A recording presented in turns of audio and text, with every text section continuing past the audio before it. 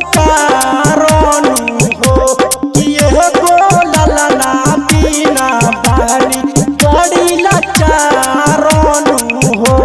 कि अचारा पसारो के कोरनी मैया हम पुकारनु हो कि एगो ललना बिना बानी बड़ी लाचारनु हो।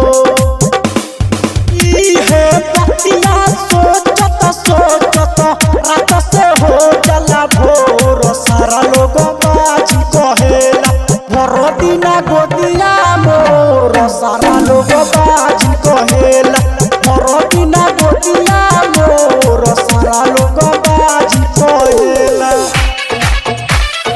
सारा लोग बाजी कहेला बाजी कहेला सारा लोग बाजी कहेला।